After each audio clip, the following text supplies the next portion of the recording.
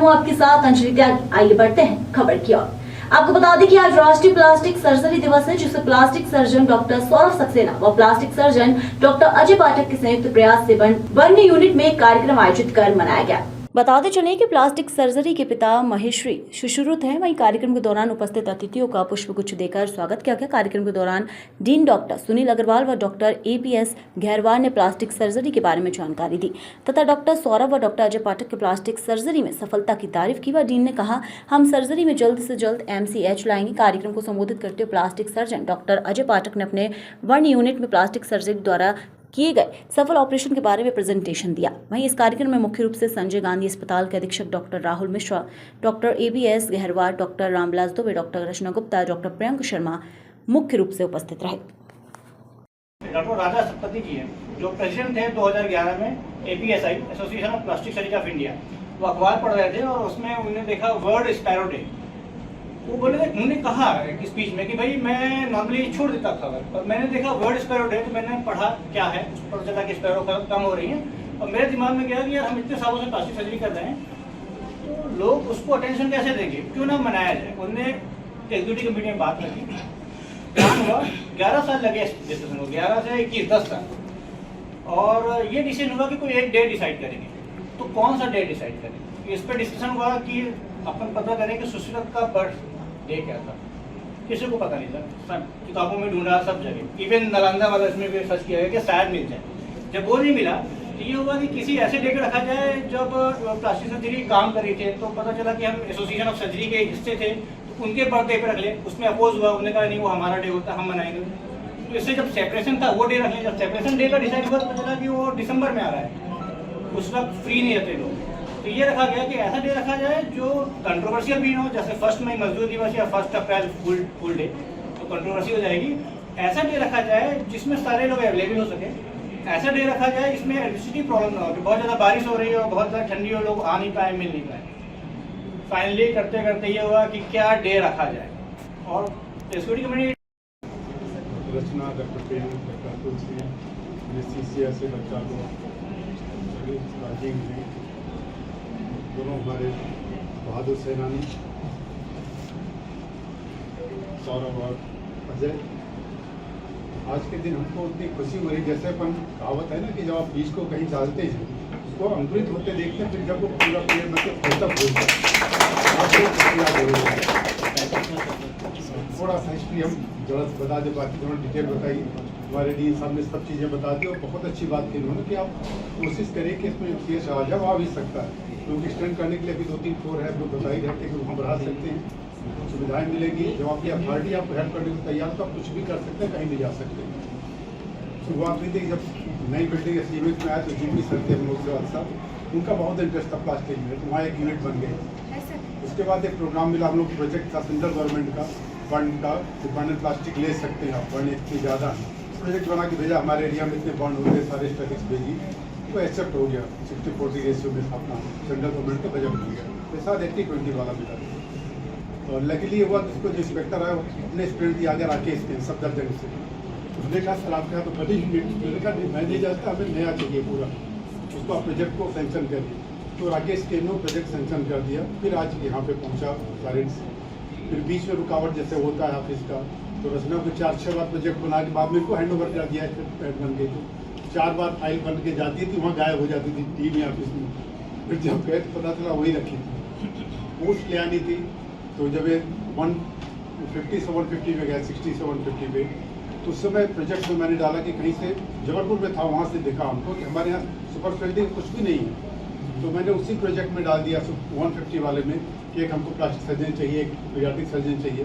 Gastro का नहीं डाला कि सुपर स्पेशलिटी में आ गया तो वो रह गया, वो कभी रह गई, आज भी खलती है कि गेस्ट्रो नहीं ले आ पाए। तो उम्मीद करते हैं कल को गेस्ट्रो भी आ जाएगा। और उसके बाद इन दोनों में इतना बढ़िया काम किया कि आज देख के सबको बहुत खुशी होती है।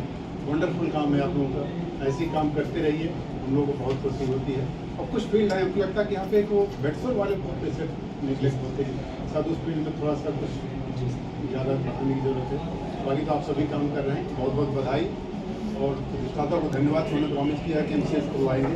Thank you. बहुत बड़ा हो रहा है। दूसरा हमारा रहा है एक जो हमारी साइंस को जो है केस जो स्टडीज़ हैं जो केस प्रेजेंटेशंस जो है जो साइंटिफिक जर्नल्स में पब्लिकेशंस पे जो उसको एनएमसी मान्य नहीं करती है केस पब्लिकेशन को। जैसे आप इंडिविजुअल केसेस हैं, they are such a wonderful cases आपने करे और भी हमारे रोजाना सर्जन्स करते हैं, लेकिन NMC doesn't require those case presentation as a part of the publication. ये बहुत बड़ा ड्रॉबैक है जो, जबकि एनएमसी अपनी है उसको हम परस्यू करेंगे इस चीज़ पे भी एक आर्टिकल बना के, because case study is also a type of a research, but those people don't understand it. तो उसको भी अपने को करना चाहिए, क्योंकि हमारे अनरिकॉग्नाइज केसेस बहुत जा रहे हैं, क्योंकि इंडिया में इतने केसेस करते हैं और one type of a case जो हम यूनिक कभी करते हैं, जैसे आपने भी बहुत सारी यूनिक केस किए हैं, तो अगर उनका पब्लिकेशंस थोड़ा सा लोग रिलक्टेंट है आप करने में, नहीं करते हैं इतना ज़्यादा, लेकिन अगर ऐसे केसेस बनते हैं, सीरीज बनती है, तो वर्ल्ड क्लास सीरीज अपनी इस तरीके से बन सकती है।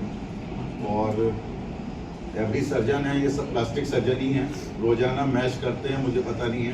कार्डियक सर्जन है वो लंग ट्रांसप्लांट करते हैं, GI surgeon is doing a liver transplant, मैश प्लास्टिक, और सब लोग प्लास्टिक सर्जरी करके ही बने हुए हैं। Now you are doing such a specialised job, तो ये बहुत अच्छी चीज़ है। और आप दोनों के रहते, जैसे मैंने फर्स्ट डे से ही जब मैं आया, बर्न में आया, मेरे को लगा यहाँ शुरू होना चाहिए, आपने बिल्कुल इनिशिएटिव लेके इस तरीके से शुरू किया।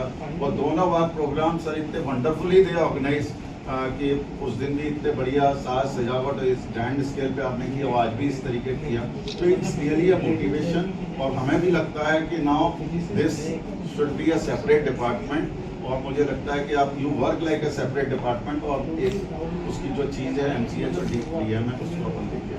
Thank you so much. Presentation से हमारे डिपार्टमेंट का काम दिखाना चाहूँगा।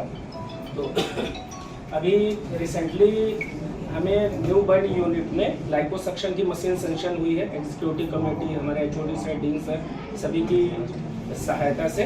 तो हमने यहाँ लाइपोसक्शन का गायनेकोमेस्टिया और इन सब के केसेस में करना स्टार्ट किया, जो कि गवर्नमेंट सेटअप में एमपी में पहला इंस्टीट्यूट है जहाँ पे हम ऐसा कर रहे हैं।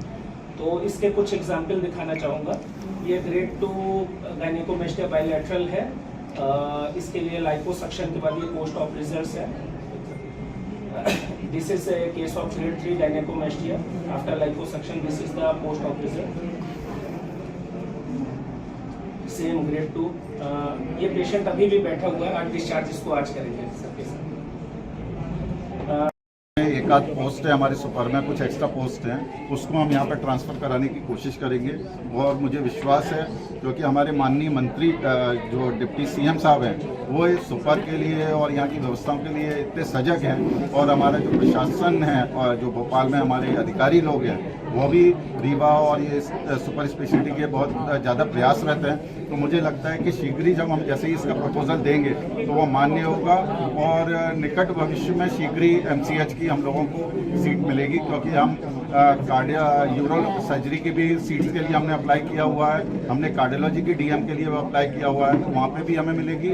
और इसके लिए भी हम ये वाला जो हमारा आज प्रपोजल है, जो सबके साथ बैठ के चर्चा हुई है, तो निश्चित रूप से हम इसमें भी एमसीएच की सीट देंगे। जी, प्लास्टिक सर्जरी की जितनी भी जो रिक्वायरमेंट्स है, अभी तक हमने पहले ओटी को चालू कराया, दोनों थिएटर्स चल रहे हैं, और इनको जो भी आवश्यकता वो सारे उपकरण इनके पास हैं, अगर कुछ और ज़रूरत होगी हम देंगे।